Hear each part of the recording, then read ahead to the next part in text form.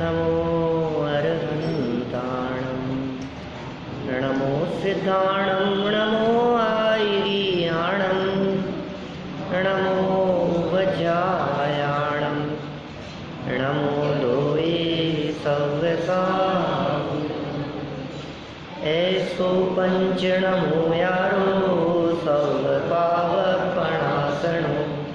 मंगलाणं च सर्वेशं परमं भूरि मंगलम् चतारि मंगलम् अरहन्ता मंगलं सिद्धा मंगलं साहु मंगलं केवली पन्नतो धम्मो मंगलं चत्तारि लोकोत्तमा अरहन्ता लोकोत्तमा सिद्धा लोकोत्तमा साहु लोकोत्तमा केवली पन्नतो धम्मो लोकोत्तमो चत्तारि शरणं प्रव्रजामि अरहन्ते शरणं प्रव्रजामि सिद्धे शरणं प्रव्रजामि साहु शरणं प्रव्रजामि केवली पन्नतं धम्मं शरणं प्रव्रजामि। प्रारंभिक जैन धर्म सीखने के इस अभियान के अंतर्गत हम बाल बोध पाठमाला का यह पहला भाग आज संपन्न करने जा रहे हैं। बहुत सारे विषयों के संदर्भ में हमने थोड़ी थोड़ी चर्चा यहाँ की है, जिसमें प्रणमोकार महामंत्र शुद्ध बोलना, किसने लिखा, कब लिखा, कहाँ लिखा, कौन सी भाषा में लिखा, किसे नमस्कार किया गया है और अरहंतों को पहले नमस्कार क्यों किया, सिद्धों को बाद में नमस्कार क्यों किया, बड़े कौन हैं, इसकी शुद्धता का ध्यान रखना, नमोकार मंत्र बोलने से, उसका जाप करने से, तो उसमें नमस्कार किए गए पंच परमेष्ठियों का स्मरण करने से हमें क्या लाभ हो सकता है, ये सब बातें हमने विस्तार से पहले देखी थी। फिर चत्तारी मंगल पाठ, उसमें भी जहाँ जहाँ हम अशुद्धि बोलते हैं उसकी चर्चा हुई। तीर्थंकर और भगवान, उनके अंतरों की चर्चा हुई। तीर्थंकर की परिभाषा, भगवान की परिभाषा, भगवान कौन होते हैं, 24 तीर्थंकरों के संबंध में सामान्य बातें हमने देखी। फिर देव दर्शन की विधि, भगवान का दर्शन किस प्रकार से होना चाहिए, फिर जीव क्या है और अजीव क्या है, उनकी परिभाषाएं, उनका स्वरूप, जीव अजीव को जानने से क्या लाभ है, फिर दिनचर्या हमारी किस प्रकार की होनी चाहिए, और ये सब चर्चा करने के उपरांत हमने भगवान ऋषभदेव संबंधी थोड़ी बहुत चर्चा की थी, जो सामान्य रूप से एक जैन होने के नाते हमें जानना चाहिए। एक बहुत सुंदर छोटी सी कविता, कल अंतिम चरणों में हमने इसका पाठ भी किया था, मेरा धाम इस कविता का नाम है। छोटे बच्चों को लक्ष्य में रखकर ये कविता लिखी गई, लेकिन इस कविता में जो मर्म छिपे हैं वे मर्म वास्तव में द्वादशांग का मर्म है, सारी जिनवाणी का मर्म है, सारे जैन शासन में क्या बात कहना चाहते हैं। भक्त से भगवान बनने की विधि है। मुझे मालूम है जब कभी मैं भक्त से भगवान बनने की बात करता हूँ तो लोग मुझे ये कहते हैं कि आप भगवान बनने की बातें करते हैं, पहले इंसान तो बन जाओ। सही बात है, लेकिन भाई इंसान तो हम आपको समझते ही हैं। जिनके लक्ष्य ऊंचे होते हैं वे छोटी छोटी बातें तो उनके जीवन में उतरती ही है। जो भगवान बनने की सोचता है ना, क्या वो मुनि नहीं बनेगा? मुनि बने बिना तो भगवान बना ही नहीं जा सकता है। जो व्यक्ति मुनि बनने की सोच रहा है, क्या वो रात्रि भोजन कर सकता है? क्या किसी की हिंसा कर सकता है? उसके सामने एक चींटी आए तो क्या वो उसे मार सकता है? मेरा कहने का मतलब ये है, जिसका लक्ष्य ऊंचा होगा निश्चित रूप से वो हिंसा, झूठ, चोरी, कुशील, परिग्रह, ये जो 5 पाप हैं, क्रोधाधिक कषाएँ हैं, सप्त व्यसन हैं, मद्य मांस मधु का त्याग, पंचोदंबर फलों का त्याग, ये जो श्रावक के जीवन में अपनाने योग्य जो आवश्यक है, उन सब का पालन भी उसके जीवन में अवश्य होगा। इसलिए लक्ष्य तो ऊंचा ही होना चाहिए। हमने तो खनिया धाना में एक वाक्य इस तरह का पढ़ा था, छोटा लक्ष्य बड़ा अपराध है। लक्ष्य छोटा नहीं हो, कब उपलब्ध होगा पता नहीं। मोक्ष की प्राप्ति इस पंचम काल में तो कहीं नहीं है, लेकिन जिस भूमिका तक इस पंचम काल में प्राप्त हो सकते हैं, श्रेणी चढ़ने की बात नहीं कही, लेकिन धर्म ध्यान की बात तो कही है। 7वें गुणस्थान तक तो संभव है, मुनि भूमिका तक तो संभव है, संत तो हो सकते हैं, मुनि तो हो सकते हैं इस पंचम काल में। तो उसकी शुरुआत कहाँ से होती है? अपने स्वरूप को जानने से। अपने स्वरूप को जाने बिना, अपने स्वरूप को पहचाने बिना शुरुआत नहीं हो सकती है धर्म की। धर्म की शुरुआत की बात कर रहा हूँ मैं। रोजाना मंदिर आ गए, रोजाना पूजन कर ली, रोजाना पक्षाल कर लिए, और यदि आगे बढ़ कर के बात करूं तो रोजाना हमने स्वाध्याय भी कर लिया, रोजाना हमने इन विषयों को समझ भी लिया, लेकिन अपने आप को नहीं जाना ना, तो धर्म की शुरुआत नहीं होती। सबको तो जाना, निज को न जाना, कैसा ज्ञान धारी तूने आपा न पहचाना। सबकी खबर है, सारी दुनिया की खबर है, कहाँ कहाँ क्या हो रहा है। सुबह उठते ही पहले न्यूज़पेपर और न्यूज़ चैनल्स से हमारे दिन की शुरुआत होती है। समाज में देख लो आप, सबकी खबर रखते हैं कौन से देश में क्या हो रहा है, कौन से समाज में क्या हो रहा है, राजनीति में क्या हो रहा है, खेलों में क्या हो रहा है, समाज में क्या क्या परिस्थितियाँ बन रही है, सबकी खबर है। हम कहते हैं तुझे अपने आप की खबर है क्या? तू कौन है? यही ये नाम वाला, ये शरीर दिखाई देता है, यही मैं हूँ। कभी कहता है मैं जवान हूँ, कभी कहता है मैं बूढ़ा हूँ, कभी कहता है मैं बालक हूँ, कभी कहता है मैं व्यापारी हूँ। पहले नक्की तो कर तू कौन है। ये अवस्थाएं तो बदलने वाली है ना। कभी कहता है सेठ हूँ, कभी कहता है मैं तो पुजारी हूँ, कभी कहता है मैं तो भक्त हूँ। ये तेरी भाषा बदलती रहती है। इन सब बदलती हुई चीज़ों में एक चीज़ ऐसी है जो नहीं बदलने वाली है। ये मैं पना, बचपन में भी कहते थे मैं, ये मैं पना कहाँ से उठ रहा है? ये मैं कौन है? उस मैं का नाम है शुद्ध आत्मा, उसका नाम है आत्म तत्व, उसका नाम है जीव तत्व। सारे गाजे बाजे सब उसके पीछे हैं, समझ लो आप। वो जीव इस शरीर से निकल करके चला गया और सब खत्म है कहानी। किसी भी क्षण हो सकती है ये दुर्घटना किसी के भी जीवन में। अब इसे दुर्घटना कहें कि सुघटना कहें, जिन्होंने जीवन भर पाप किया हो, अनिति अन्याय किया हो, उनके लिए तो ये दुर्घटना ही कहलाएगी, क्योंकि पता नहीं कहाँ जाना है। लेकिन जिनका जीवन अच्छा बीता होगा उनका मरण भी अच्छा होगा, और जिनका जीवन और मरण अच्छा होगा निश्चित रूप से उनका परभव भी बहुत अच्छा होगा। तो यहाँ अपने स्वरूप की चर्चा में पहला वाक्य कह दिया। नाम क्या है आपका? शुद्धात्म। बहुत सुंदर छोटी सी कविता है, एक बार पुनः पाठ कर लेते हैं हम इसका, याद हो जाए, होनी चाहिए। होगी ना याद? बच्चों को कराते हैं याद, लेकिन बड़ों को भी होनी चाहिए, क्योंकि सुंदर भाव भरे हैं। अभी इसकी उपयोगिता की चर्चा करेंगे, इसमें क्या क्या मार्मिक बातें हैं। एक बात और ध्यान आकर्षित करना चाहता हूँ, शुद्धात्म है मेरा नाम। ये जो कविता, ये छोटी सी कविता लिखी गई है, लगभग 40 साल पहले लिखी गई होगी ये पुस्तक। प्रथम संस्करण इसका कब छपा है देखो आप, 1968 में। 50 साल पुरानी बात हो गई, 49 साल हो गए। आपने 7-8 साल की उम्र में पढ़ी है, बचपन में स्कूल में।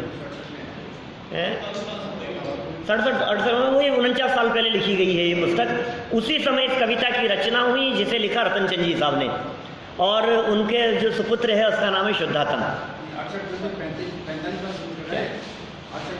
मैंने शुद्धात्म भैया को लक्ष्य में रखकर उन्होंने अपने पुत्र के लिए ये कविता लिखी है, जिसको बालबोध पाठमाला में उन्होंने डाल दिया। बहुत सुंदर ये कविता है, और सच में उनका नाम तो देह का नाम भी है, लेकिन आत्मा का तो सभी का नाम शुद्धात्म है।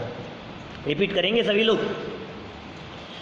शुद्धात्म है मेरा नाम, मात्र जानना मेरा काम।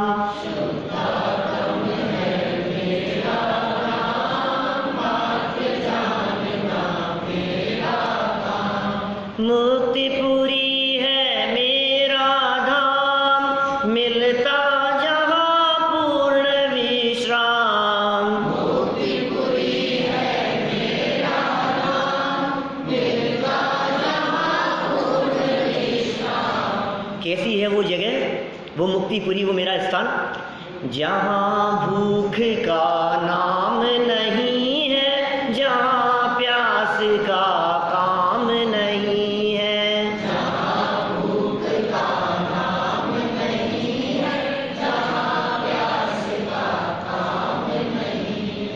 खांसी और जुखाम नहीं है, आदि व्याधि का नाम नहीं है। खांसी और जुखाम नहीं है, आदि व्याधि का नाम नहीं है। सत शिव सुंदर मेरा धाम,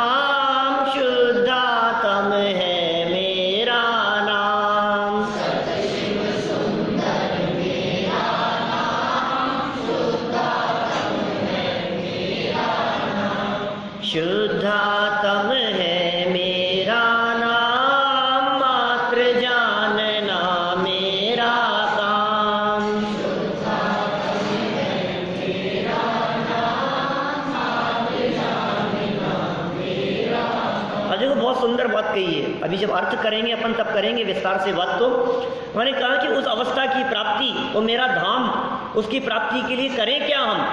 तो क्या कहा? स्वपर वेद विज्ञान करेंगे, निज आत्म का ध्यान धरेंगे।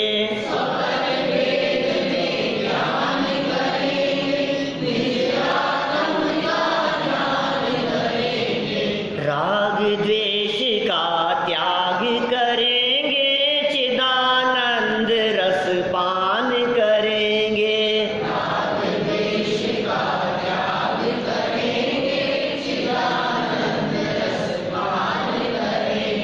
सब सुखदाता मेरा धाम, शुद्धात्म है मेरा नाम।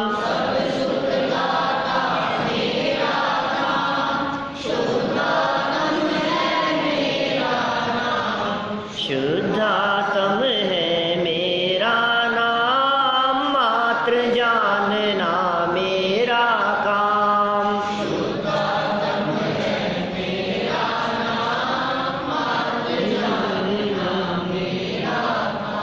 हमारा असली परिचय करा दिया है, ठीक है ना? अपना नाम क्या है, अपना काम क्या है, अपना धाम कौन सा है। नाम, काम और निवास स्थान, ये मुख्य परिचय के अंतर्गत आती है ना बातें। अपना असली नाम है शुद्धात्म। तो क्या करना, अब कहीं बायोडाटा लिखना हो तो नाम क्या लिखना? अजय गुर्दा लिखना है कि शुद्धात्म लिखना है? शुद्धात्म लिखोगे तो काम नहीं चलेगा, क्योंकि जिसे परिचय चाहिए उसे आपके आत्मा का परिचय नहीं चाहिए, उसे आपके देह का परिचय चाहिए जो मांग रहा है ना आपसे। तो कहीं लिखना हो, कहीं बताना हो, तो आप यदि अपने देह का नाम बतलाएं तो कोई ऐतराज नहीं है, ये व्यवहार है, ठीक है ना? लेकिन असली बात की खबर तो होनी चाहिए कि मैं कौन हूं। श्रद्धान असली चीज का, और व्यवहार लोक व्यवहार चलाने के लिए दो नए हैं। एक का नाम है निश्चय और एक का नाम है व्यवहार। दो नए, इन दो नयों के माध्यम से सारा जगत चलता है। इसलिए इस सृष्टि को, इस जगत को दुनिया कह करके पुकारते हैं। दुनिया, दुनिया कहते हैं ना, दो नए पर जो चले उसका नाम है दुनिया। दो नए मतलब एक है सच्चाई और एक है व्यवहार। आप हमारे यहाँ घर आए और हमने कहा आप अपना ही घर समझिए, ये व्यवहार है। आप ही की कृपा से ये व्यवहार है। सच्चाई हम भी जानते हैं, ये घर हमारा है, उनका नहीं है। सारी असलियत हम जानते हैं। ये असलियत वो श्रद्धान करने योग्य है, और बोलचाल, व्यवहार, ये सब कहने के लिए है। तो हमारा जो व्यवहारिक नाम दिखाई देता है, जो उम्र दिखाई देती है, 40 साल उम्र है, 42 साल उम्र है, 45 साल है, किसी की 75 साल है, ये उम्र इस देह की उम्र है। वास्तव में जो अंदर जीव रहने वाला है उसकी कोई उम्र नहीं होती, क्योंकि उसका जन्म ही नहीं होता, वो मरता भी नहीं है। आत्मा कभी मरता नहीं है। मैं कभी मरने वाला नहीं हूँ। पहले किसी और गति में था, अभी कहीं और हूँ, और भविष्य में कहीं किसी और गति में चला जाऊँगा। प्रयास यह करना है कि ये जन्म मरण की अवस्थाएं छूटते हुए, टूटते हुए हमेशा हमेशा के लिए शाश्वत धाम मुक्तिपुरी की प्राप्ति हो जाए। काम क्या है हमारा? नाम तो पता लग गया, शुद्धात्म है, और काम क्या है? जानना। सच बात है, जानने के अलावा आप कुछ और कर नहीं सकते। जिसका लेवल जितना बड़ा बड़ा होता चला जाता है वो सिर्फ जानने वाले होते हैं, करता धरता नहीं होते। कल हमने भगवान की बात भी कही थी, हमारे भगवान सिर्फ ज्ञाता दृष्टा है, करता धरता नहीं है। किसी का भला नहीं करते, किसी का बुरा नहीं करते। हाँ, ये कहना व्यवहार है, द्रौपदी को चीर बढ़ायो, सीतापति कमल रचायो, अंजन से किए अकामी, दुख मेटो अंतर्यामी। ये सब व्यवहार है। व्यवहार की भाषा है इसी प्रकार की। न तो महावीर भगवान सिद्धालय से उतर करके आने वाले हैं, न पार्श्वनाथ भगवान उतर करके आएंगे, न आदिनाथ भगवान उतर करके आएंगे। हमारे यहाँ जैन परंपरा में अवतारवाद नहीं है। एक बार जो मुक्त हो गए वे लौट करके नहीं आएंगे, फिर भले ही तुम कितना भी पुकारते रहो, एक बार तो आना ही पड़ेगा। चले आना महावीरा चले आना, भजनों में कितना भी कहते रहो आप, भगवान तो उतर करके आते नहीं है। उस अवस्था की प्राप्ति हमें भी हो जाए, है ना। वो कैसे होगी कि जो काम वो करते हैं वो काम हम भी करने का प्रयास करें। अच्छा काम है ना।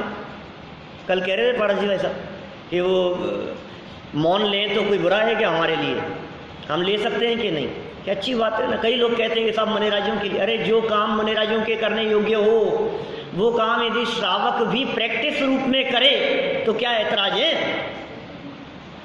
आखिर उस स्थिति को प्राप्त करना ही है ना।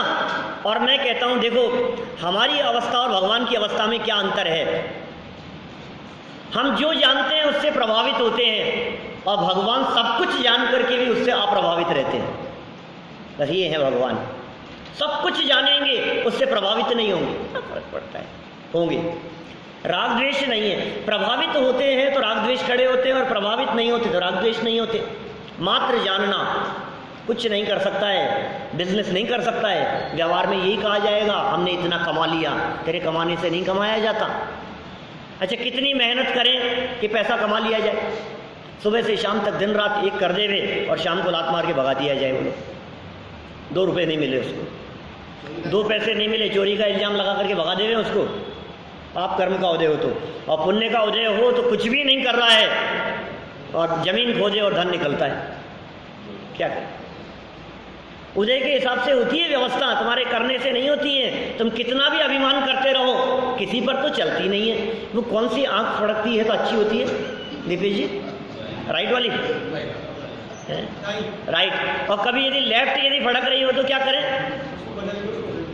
उसको तो रोको और ये जो अच्छी है ना उसको फड़काओ। अपने कंट्रोल में नहीं है, अपने कंट्रोल में नहीं है भाई साहब। ये आंख अपने कंट्रोल में नहीं है, ये दांत अपने कंट्रोल में नहीं है।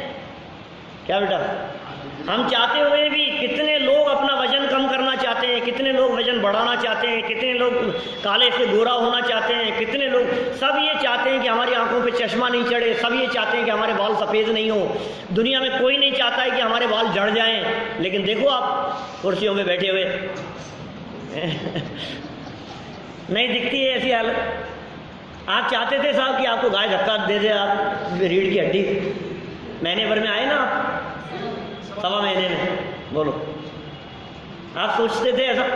कौन सोचता है अपने बारे में अहित हो जाए, ऐसा कोई नहीं सोचता है। तो फिर होता क्यों है ये बताओ। स्वयं कृतं कर्म यदात्मना पुरा फलम यदि लभते शुभाशुभम परेण दत्तम यदि लभ्यते स्फुटम स्वयं कृतं कर्म निरर्थकम तदा। अमित गति आचार्य कहते हैं सामायिक पाठ में, कर्म शुभाशुभ फल निश्चय ही वे देते, करे आप फल देय अन्य तो स्वयं किए निष्फल होते। हमारे द्वारा किए गए कर्म उनका फल हमें मिलेगा ही मिलेगा। इसलिए यदि भविष्य सुधारना चाहते हैं तो वर्तमान सुधारिए।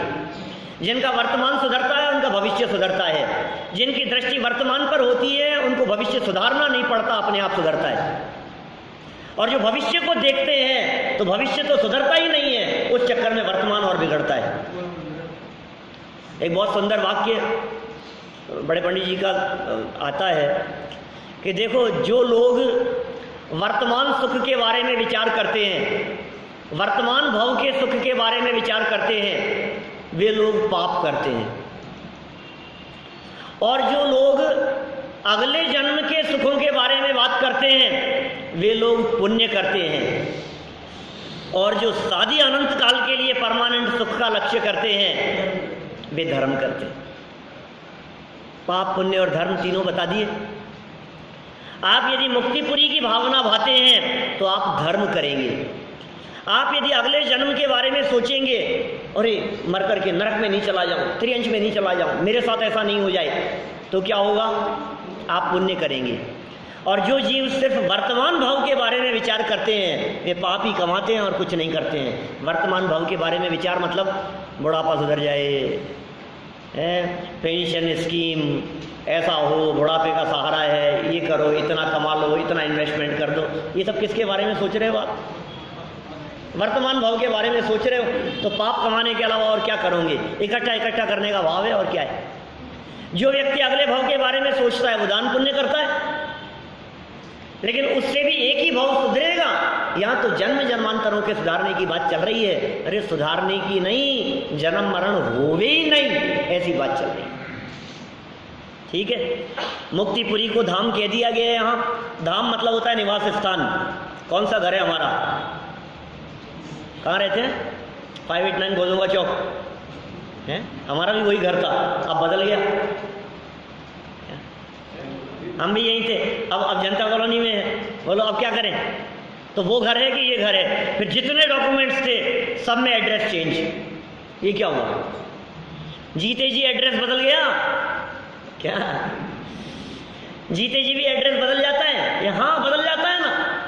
और ये एड्रेस जो बदला है, ये एड्रेस तो उस चूने मिट्टी के मकान का बदला है।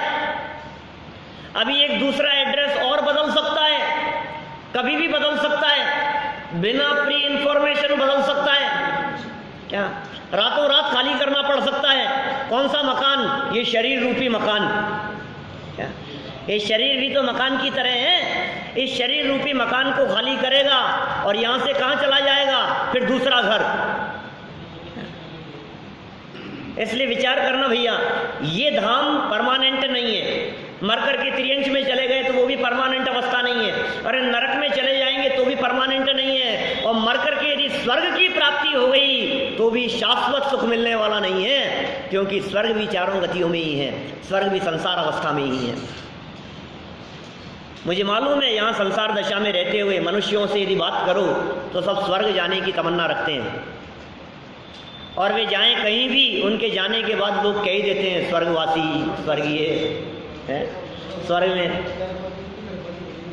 स्वर्ग इतना अच्छा है, स्वर्ग दूर के ढोल सुहावने, ऐसी हालत है। देवगति की चर्चा करेंगे अपन आगे के भागों में, जब आगे चर्चा करेंगे तो पता लगेगा वहाँ का माहौल क्या है। लेकिन भाई हमें तो देवगति में भी नहीं जाना, वहाँ भी जीवन तो पूरा होता है ना। फिर क्या होगा? छेड़ाला में लिखते हैं अंतिम छंद में, कहते चैत आवर्तन धरे।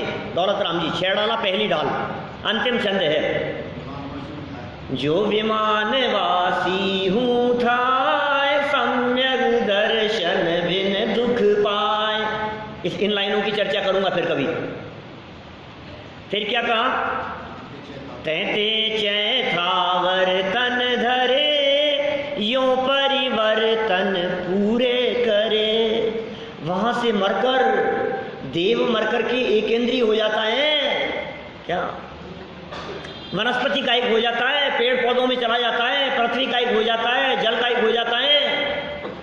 पेड़ मर करके, देव मर करके मनुष्य हो जाए, त्रियंज हो जाए, गाय भैंस कुत्ता बिल्ली हो जाए, आपको वो देवगति चाहिए? कितने समय के लिए मिलेगी? फिर वापस घूम करके दोबारा। हमें तो ऐसा धाम चाहिए जहां पूर्ण विश्राम मिलता है, मिलता जहां पूर्ण विश्राम।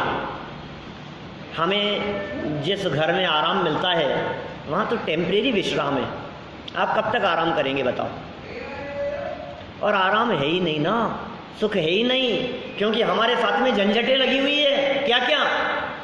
भूख है, प्यास है, खांसी जुकाम है, सर्दी गर्मी है, माथे पर 3 साल पड़े रहते हैं। ये बीमारी कम नहीं है। शारीरिक बीमारी नहीं हो तो मानसिक है, शारीरिक और मानसिक ये दोनों लगी रहती है। देखो आगे 4 लाइनों में क्या लिखा। कौन से निवास की बात कर रहे हैं हम? मुक्तिपुरी है मेरा धाम। वहां क्या मिलेगा? भूख का नाम नहीं है। क्या आप भूख से परेशान नहीं है? शुद्धा रोग विनाशनाय नैवेद्यम निरोपामीति स्वाहा।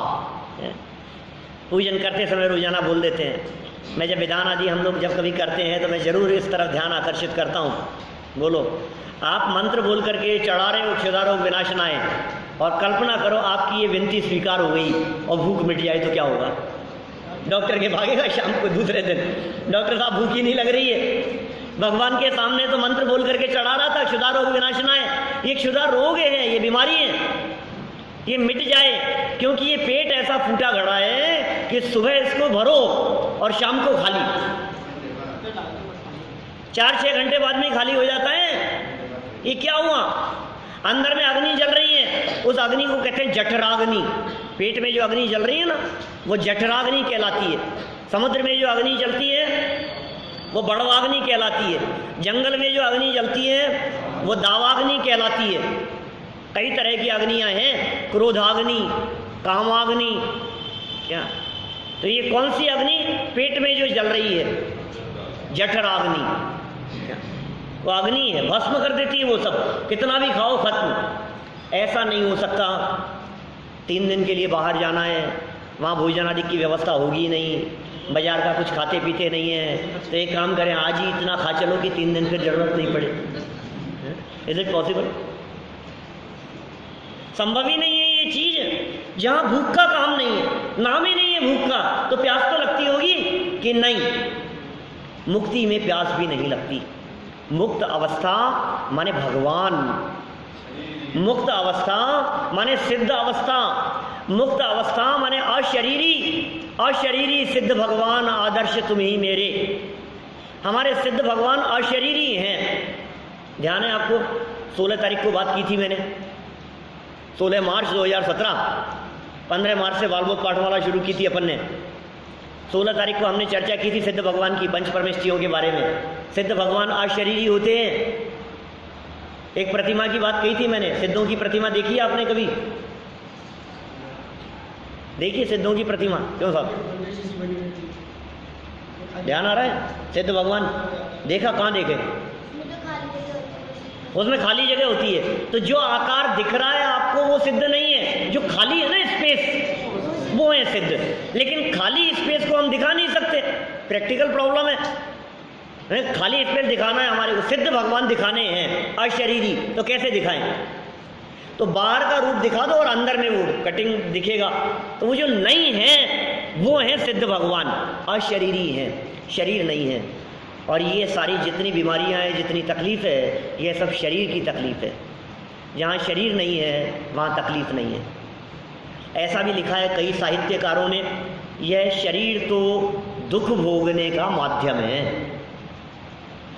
शरीर है तो दुख है, शरीर नहीं है तो दुख नहीं है। हाँ, लेकिन ऐसा सोच करके कोई व्यक्ति ये नहीं सोच ले कि ठीक है मैं दुखों से मुक्ति के लिए शरीर छोड़ देता हूँ, तो ध्यान रखना, दुखों से मुक्ति का उपाय आत्म आराधना है, आत्मघात नहीं। माने शरीर फिर नया मिल जाएगा ना, हमेशा के लिए शरीर से मुक्ति हो जाए, साथ ही अनंत काल के लिए सिद्ध अवस्था की प्राप्ति हो जाए, उस अवस्था की चर्चा चल रही है। भूख और प्यास नहीं है, और क्या नहीं है? खांसी जुकाम नहीं है, शरीर ही नहीं है तो खांसी जुकाम कैसे होगी? शरीर ही नहीं है, कैंसर नहीं। अभी देखो कोई व्यक्ति ऐसी चीजें मिल जाए, चमत्कारिक चीजें, तो कितना खुश होता है ना। डायबिटीज के टीके लग गए मान लो, क्या किस किस के लगते हैं ना ये सब, चेचक के और न मालूम किस किस के, तो ऐसा लगता है अब ये बीमारी नहीं होगी। अरे यार फ्री हो गए, चल अपन तो 3 लगने थे 3 साल में, अपने 3 साल में 3 लग गए, गंगा जी नहाया, अपन इस बीमारी से मुक्त हो गए। एक बीमारी से मुक्त हुआ है, दूसरी से नहीं। क्या कैंसर हो जाएगा, हार्ट की प्रॉब्लम हो जाएगी, किडनी की प्रॉब्लम हो जाएगी, डायबिटीज हो जाएगी, दुनिया भर की झंझटें, कमर दर्द, घुटने दर्द, ये सारी प्रॉब्लम्स कहाँ नहीं है? बोलो भाई कहाँ नहीं है? मुक्तिपुरी में। मुक्तिपुरी मतलब बोलोगे तो समझ में आएगा, समझ में। मुक्तिपुरी मतलब सिद्धालय, मुक्तिपुरी मतलब सिद्ध भगवान। सिद्ध भगवान की ये सब बीमारी नहीं है, और आदि नहीं है और व्याधि नहीं है। आदि मतलब होता है मानसिक रोग, और व्याधि मतलब होता है शारीरिक रोग। आदि मतलब टेंशन, और व्याधि मतलब बीमारियां। व्याधि से इतना परेशान नहीं होता जितना आदि से परेशान होता है। टेंशन से ज़्यादा दुखी है ये जीव। डिप्रेशन घर घर में दिखता है, बोलो सबसे बड़ी बीमारी है आज के समय में। बात बात में डिप्रेशन में आ जाता है व्यक्ति, इतनी घबराहट, इतनी टेंशन, और न मालूम किस किस बात की हो जाए, और खामखा की वो मिले और वो बोले ही नहीं। और लोग क्या सामने से निकल गए और जय जयन भी नहीं किया उन्होंने। अरे तो काय वो परेशान हो रहा है लेकिन ये खामखा की परेशानी नहीं है क्या बतलाओ? अब कदाचित जय जिनेंद्र कर लिया तो बोले जय जिनेंद्र करके सीधे निकल गए, रुके ही नहीं। और रुक जाते और बोलते तो कहे बोले तो सही मेरे से, लेकिन पूछा ही नहीं कि तबीयत कैसी है क्या, और तबीयत के बारे में पूछ ले 1 महीने से वो बिस्तरों में थे, हॉस्पिटल में थे, उनके बारे में तो बात ही नहीं की इन्होंने। अपेक्षाएं खत्म नहीं होती भाई साहब, तुम खामे दुखी हो क्या? दुनिया में कोई तुम्हें दुखी नहीं कर सकता, तुम अपने आप से दुखी हो। अपना चिंतन बदलो, अपनी सोच बदलो, अपने विचार बदलो, तुम सुखी हो जाओगे। ये सुखी होने का मार्ग है। जैन धर्म मतलब सुखी होने का मार्ग। जिस विधि को अपना कर ये जीव सुखी हो सके, टेम्परेरी नहीं परमानेंट भी सुख की प्राप्ति हो, उस विधि, उस पद्धति, उस जीवन पद्धति का नाम है जैन धर्म। जैन लाइफ स्टाइल है, जीवन जीने की कला है। जैन कोई धर्म नहीं है, जाति नहीं है, संप्रदाय नहीं है, कोई बाड़ा नहीं है कि जो बांध दिया अपन, ऐसा नहीं है। कोई भी जैन हो सकता है। जो जैन सिद्धांतों को फॉलो करता है वो जैन है। कुल में पैदा होने से जैन नहीं होते भाई। क्या जैन कुल में पैदा होने से जैन नहीं होते। जो भगवान की आज्ञा मानते हैं, जो भगवान के बताए हुए मार्ग पर चलते हैं, वे जैन होते हैं। आधी नहीं होती। टेंशनें मिट जाएगी आपकी, सारी टेंशनें मिट जाएगी। टेंशन किस वजह से? बच्चे कहना नहीं मानते। टेंशन है, बताओ तो सही क्या क्या टेंशन है? सर्वेंट छुट्टी करता रहता है, आए दिन जब देखो तब। क्या करें साहब, काम वाली से परेशान है, बर्तन वाली से परेशान है, इससे परेशान है, इससे दुखी है। अब काय की टेंशन है आपको? सोच सोच करके परेशान हो, दूसरों के बारे में विचार करके परेशान हो। आप पहले से ही ये मान लो कि ये तो छुट्टियां करेगी। अब तकलीफ ही हमें पहले ही पता था। क्या आप पहले से आपके दिमाग में ये बात रहे, मानेगा तो मानेगा, नहीं मानेगा तो नहीं मानेगा। अरे किस किस पे चलाओगे आप, ये तो बताओ। किस पे चलाने की सोच रहे हो आप? ये सोचता है सब पर चले, सब मेरी माने। कौन कौन माने बताओ? बात यहाँ से शुरू होती है कि परिवार में मेरी चलनी चाहिए। मेरी चले तो कितनी अच्छी बात है ना, सब मेरा कहना माने। बच्चे भी सोचते हैं मम्मी पापा मेरा कहना माने, दादा दादी मेरा कहना माने, सब मेरा कहना माने तो कितना अच्छा रहे। और फिर बात और आगे बढ़ती है कि साहब इतना ही नहीं, आस पड़ोस में भी सब यदि मेरी मानने लगे, समाज में भी मेरी चलने लगे, सब मेरी माने, कि अच्छा बहुत अच्छी बात है। तू किसकी मानेगा ये तो बता। क्या मैं तो भगवान की भी नहीं मानूंगा और सब मेरी माने, अपेक्षा ये रखता हूं। चिंतन बदलो। ये मानसिक दुख बहुत बड़े दुख होते हैं। मानसिक दुख शारीरिक दुखों की तुलना में बहुत अधिक होते हैं। मैं एक छोटा सा एग्जाम्पल देकर के आपको ये बात बतलाता हूँ। वैसे चर्चा में देवगति के दुख बतलाते समय बतलाता हूँ, कभी आएगी आगे चर्चा तो फिर दोबारा कर लेंगे। मानसिक दुख माने दिमागी परेशानी, ये ज़्यादा तकलीफ देती है शारीरिक दुख की तुलना में। रिजल्ट आने का टाइम है, रिजल्ट आ रहे हैं। मार्च अप्रैल शुरू हो रहा है, आज अप्रैल शुरू हो गया ना, 10 लक्षण पर्व भी शुरू हो गए हैं आज से। चैत्र माह के मालूम है आपको, साल में 3 बार आते हैं 10 लक्षण पर्व, चैत्र में, माघ में और भादो में। तो आज चैत्र सुधी एकम है ना, एकम नहीं पंचमी है ना, 1 तारीख है, तारीख 1 है। पंचमी से 14 तक, महावीर जयंती के दूसरे दिन तक 10 लक्षण पर्व चलेंगे। 10 लक्षण पर्व हैं, ध्यान रखना। क्या 10 लक्षण मूल शब्द है, साल में 3 बार आते हैं, पता होना चाहिए हमारे को। तो देखिए मैं क्या कह रहा था, रिजल्ट आने का टाइम चल रहा है, रिजल्ट आ रहे हैं। कई बार आपने ऐसी न्यूज़ पढ़ी होगी कि बच्चा रिजल्ट लेने के लिए गया था, 10th का रिजल्ट आया था, 12th का रिजल्ट आया था, रिजल्ट लेने गया और वापस ही लौट करके नहीं आया। बच्चा नहीं आया, आई तो फिर उसकी लाश आई। ये क्या हुआ? रिजल्ट क्या था उसका, क्या हुआ होगा? फेल हो गया होगा। फेल हो गया तो मैं आपसे पूछ रहा हूँ, उसने आत्महत्या कर ली। इतना दुख हुआ क्यों? क्या दुख था? सर दर्द हुआ कि पेट दर्द हुआ, घुटने दर्द हुए? मानसिक दुख। ये मानसिक दुख है क्या? मानसिक दुख के कारण ये जीव आत्महत्या कर सकता है। शारीरिक दुख में आज तक आपने सुना नहीं होगा कि उसकी इतना तेज घुटनों में दर्द था कि जहर खा के मर गया। इतना कमर में दर्द था कि उसने सोचा यार मैं तो मरूं और पीछे छुटाऊं इससे, और जहर खा के मर गया। आज तक कभी कोई व्यक्ति शारीरिक दुख के कारण मरा नहीं है, लेकिन आत्महत्या करके मरने वाले जितने लोग होंगे सारे लोग टेंशन की वजह से मरते हैं। उसने ये कह दिया, पिताजी ने गुस्सा करके क्या कह दिया कि बेटा लौट करके ही नहीं आया, घर से चला गया। लो अब क्या करो आप, कहने का ही धर्म नहीं रहा, क्या कहें बच्चों को? नहीं होता है ऐसा। कई बार देखी है ना ऐसी घटनाएं हमने, ये मानसिक दुख है, ये कषायों का दुख है। मोक्ष मार्ग प्रकाशक ग्रंथ जो इससे पहले चल रहा था अपना, उस ग्रंथ में 3 अध्याय में अपन ने ये पंक्तियां पढ़ी थी जिसमें लिखा था, कषायों की वेदना सही नहीं जाती, इसलिए जीव आत्महत्या करके भी सुखी होना चाहता है। ये मानसिक दुख कहाँ नहीं है सर? सिद्ध अवस्था में। अरे मन नहीं है सिद्धों के, इसलिए मानसिक दुख नहीं है। शरीर नहीं है इसलिए शारीरिक दुख नहीं है। चाहिए ऐसी अवस्था, बोलो, जहाँ ऐसी तकलीफ नहीं हो।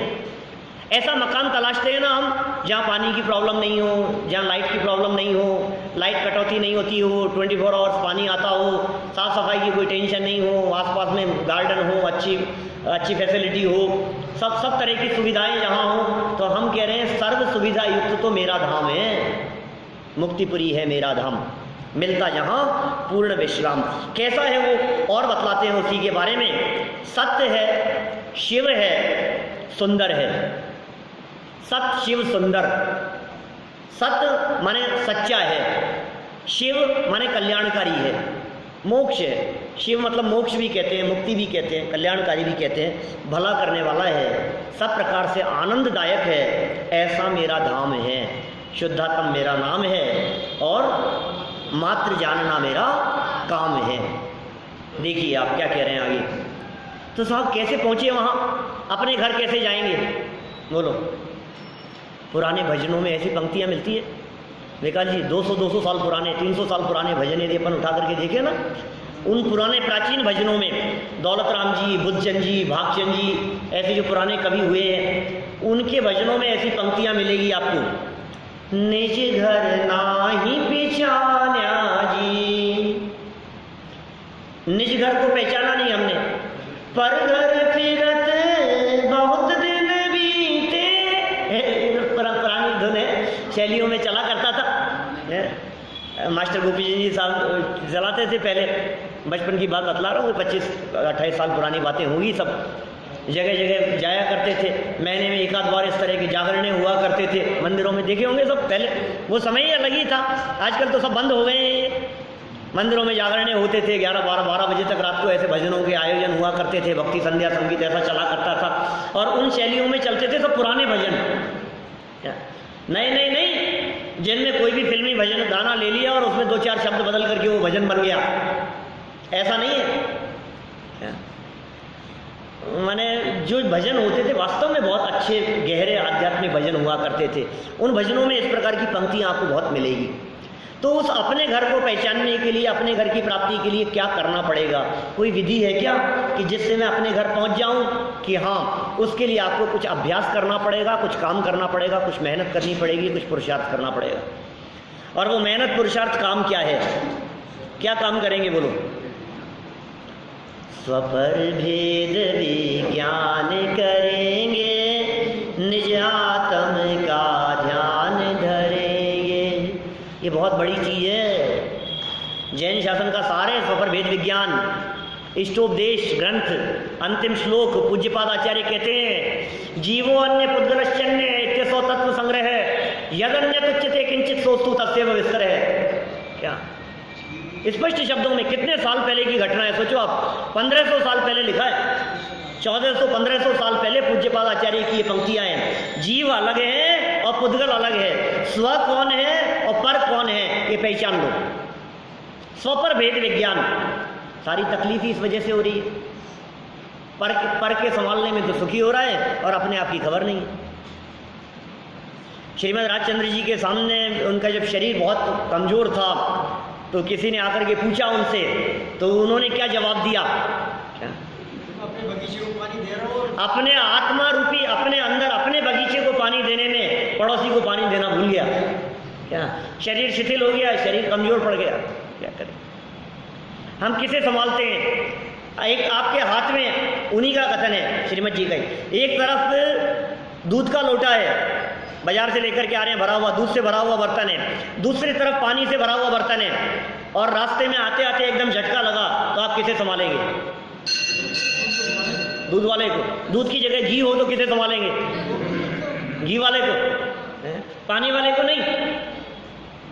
यहाँ तो कितने होशियार हैं हम। ऐसे ही हम कह रहे हैं भाई साहब, आप शरीर को जितना संभालते हो उसका शतांश भी यदि आप अपने आत्मा को संभालने लगो, अपने चित्त को संभालने लगो, अपने मन को संभालने लगो, अपने अंतरंग को संभालने लगो, तो शरीर की होने वाली परिस्थितियां तुम्हारे को दुख नहीं देगी, कष्ट नहीं देगी। ये भेद विज्ञान का बहुत विस्तार हो सकता है। भेद विज्ञान के अनेक चरण हैं, कभी विस्तार से अवसर मिलेगा और यदि आप लोग नित्य बने रहेंगे यहाँ तो चर्चाएं करेंगे।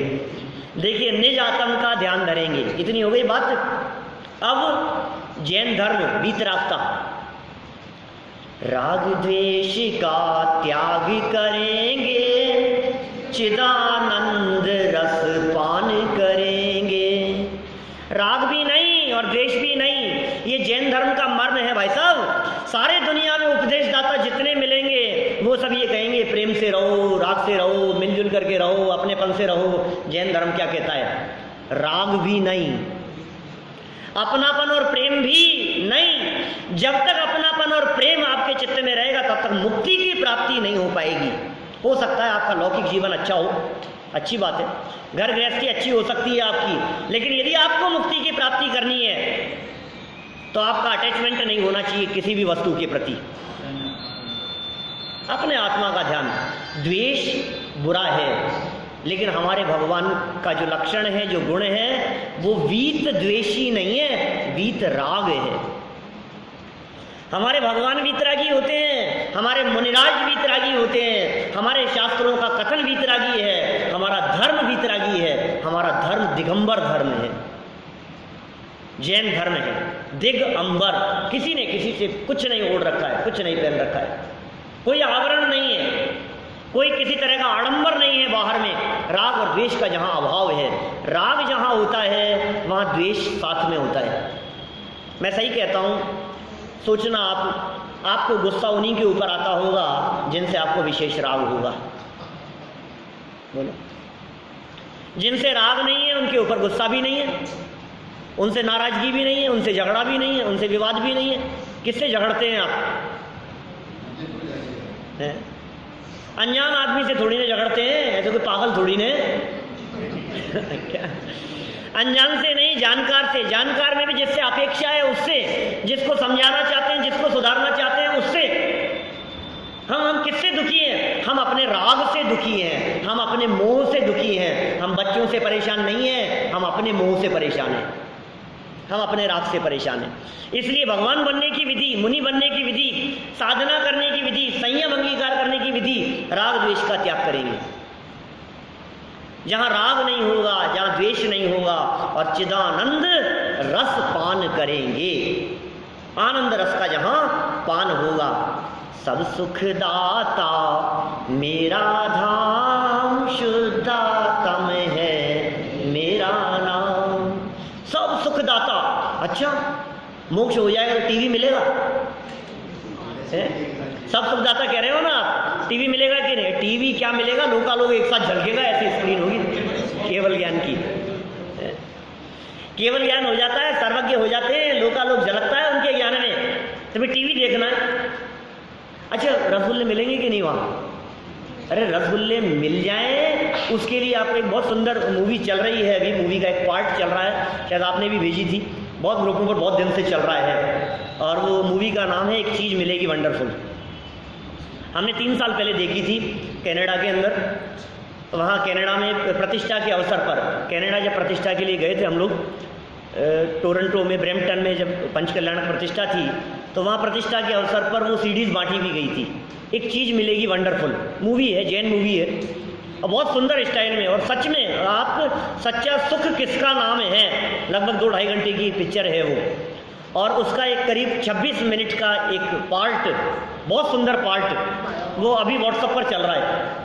मैं कहता हूँ आप लोगों को सबको देखने योग्य। एक बार उसे देखो तो आपको पता लगेगा सुख कहाँ है। खाने पीने में सुख है, भोगने में सुख है, विषयों में सुख है, कहाँ सुख है, एक बार गहराई से देखो तो सही।